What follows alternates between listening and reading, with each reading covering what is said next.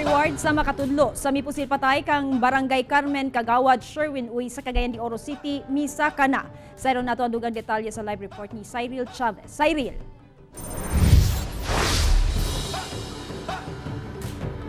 Yes, sila gikan sa 4 million pesos miabot na ngadto sa 6.5 billion pesos ang reward nga ihatag alang sa kasulbaran sa maong kaso.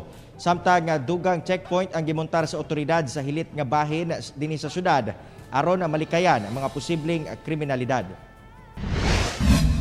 Misa ka na ngadto sa 6.5 million pesos ang reward nga gitanyag karon alang sa makatudlo sa mga sospek o nagpaluyo sa pagpusil patay kang Barangay Carmen Kagawad Roland Sherwin Tawi Uy sa ilahang quarry site sa Barangay Pagatpat.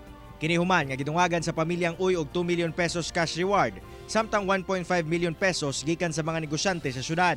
Pinaagi niini nang hinaot ang pamilya nga mas mapadali ang investigasyon ingon man kasulbaran sa kaso. Samtang sa crossing nga dalan nga boundary sa Barangay San Simon, Pagatpat ug Baykingon, nagmontar ang Cagayan de Oro City Mobile Force Battalion uban ang Task Force Oro og bagong security checkpoint sa lugar. Inisyatibo kini sa otoridad aron mas mapakusgan ang law enforcement deployment sa hilit nga dapit sa syudad. Kini ang perpektong lugar nga ilang nakita labi pa nga ang mga sumpay nga dalan lutsanan padulong sa upol sa Misamis Oriental ug Iligan City sa Lanao del Norte.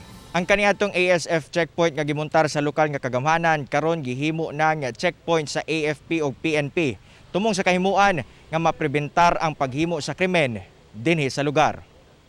Nga kung na mga tao maguna-una og dawtan at least magduwa-duwa man lang kay naa tong checkpoint diri. Establish ni siya ang checkpoint dani nga lugar para ma-maintain nato ang peace and order. Dako sab ang pagpasalamat sa katawhan sa presensya sa otoridad sanglit makahatag kini og dugang kumpiyansa nga dili mabalaka. Para sa ako, dako kayo nagikatabang. Dili na lugar sa San Simon, sa mga silingan akong barangay, sa Intiro Cagayan de Oro.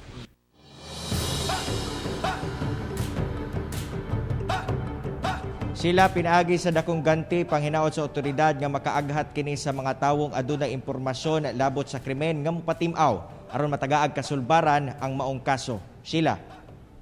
Dagang salamat, Cyril Chavez.